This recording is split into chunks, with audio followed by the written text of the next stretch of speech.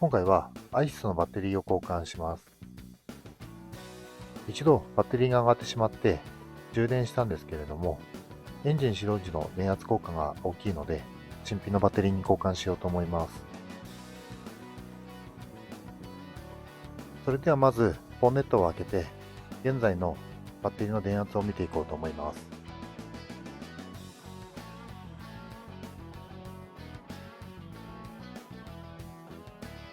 で、バッテリー電圧がだいたい 12.5V ぐらいですね。やっぱちょっと低めですね。これでエンジン始動時の電圧効果を見てみたいと思います。 12.5V からの 10V ぐらいまで下がりますね。それではバッテリー交換の方をしていきます。で、今回のバッテリーもね、前回のマスタング同様 AC で5射製ですね。サイズは 55B の 24R になります。で、このアイシスね、今ついてるバッテリーが 70B なんですよね。で、私が調べた限りだと、アイシスの純正は 46B みたいなので、70B まで必要ないだろうと思って、今回値段との兼ね合いもあったんですけど、55B を購入しました。それではまずね、バッテリー固定してるステーから外していきます。ここはね、錆びちゃって補充してなかったりとかしたら大変なんで、初めに緩むかなという感じでやってみるんですけど、今回はボックスで難なく緩みましたね。で、この向かって左側のステーに一緒に配線が止められてるんですけれども、これをちょっと外そうって頑張ったんですけど、ちょっとうまくいかなくて、年式も年式なんでね、ちょっとプラスチック割れちゃいそうだったので、ちょっとそれは諦めて、こんな感じで横にずらして、ステーをね、完全に取り外さない状態で作業しました。それではステーを外して、バッテリーがフリーになったので、端子の方を外していきます。まずはマイナス端子からですね、こんな感じのスパナーを使用して外していきます。で、スパナーを使う理由なんですけれども、万が一ね、ショートしてしまった際に、メガネレンジとかだと、そのままくっついたままになっちゃう可能性があるので、スパナーはね、口先が開いてるので、万が一ショートしてもパッてこう抜くことができるので、こういった作業をするときには、スパナーを使用した方がいいかと思います。で、今、プラス端子の方ですね、こちらも外し終えました。これでバッテリーが完全にフリーになったので、バッテリーをエンジンルームから出します。で、これが新品のバッテリーですね。こちらをまた取り外した逆の手順で付けていきます。まずはプラス端子からですね、プラス端子を取り付けます。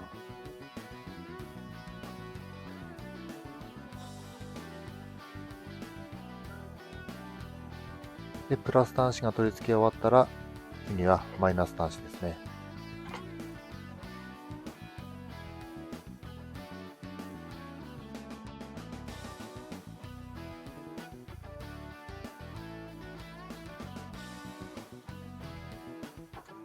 で、マイナス端子も取り付けられましたので、最後にバッテリー固定用のステーを取り付けていきます。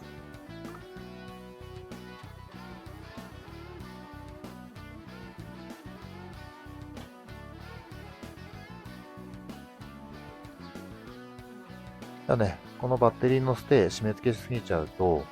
バッテリーの上部破損してしまうので、締め付けすぎには気をつけて作業したいと思います。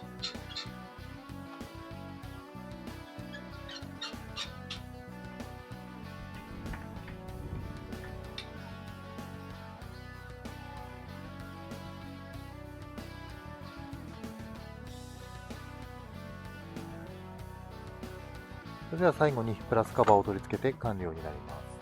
す。それでね、ここでエンジンかけてみるんですけれども、一発目エンストしちゃうんですよね。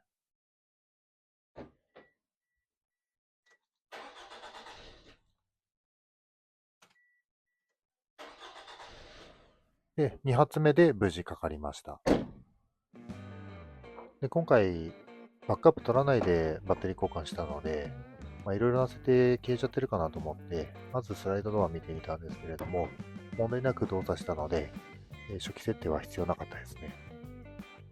でもしスライドドアが自動で動作しない場合は、手動で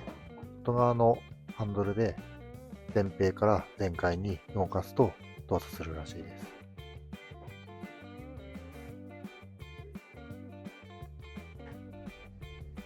で、あとは車内の時計が狂っていたので、時計の時刻を調整しました。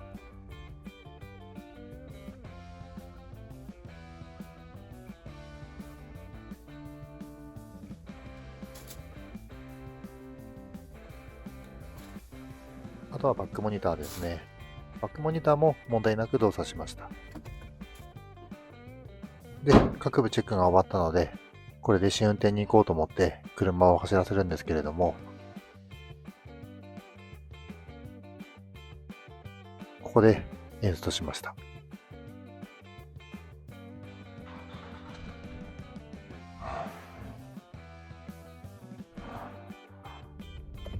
それでね、エンジン回転数見てたんですけれども、500回転ぐらいなんですよね。で、今この映像は、ちょっと上がってきてから撮ってるので、600ぐらいはいってるんですけれども、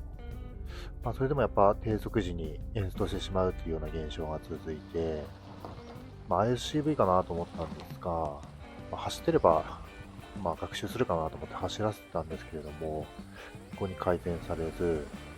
それなら置いといてみようと思って、アイドリングで置いといたら、徐々に回転数安定してきて、アイドリング時900回転っていうような感じになりました。本当はね、スロットルボディ清掃しなきゃいけないと思うんですけれども、ちょっと今回はパスしました。またね、そこは時間取ってやってみたいと思います。それでは今回はアイシスのバッテリー交換をバックアップなしでやってみたという動画でした。ISCV データ狂ってもね、アイドリングで復旧するみたいなので、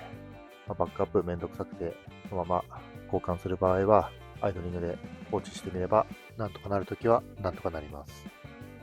それでは、今回も最後までご視聴いただきありがとうございました。また次の動画でお会いしましょう。それでは。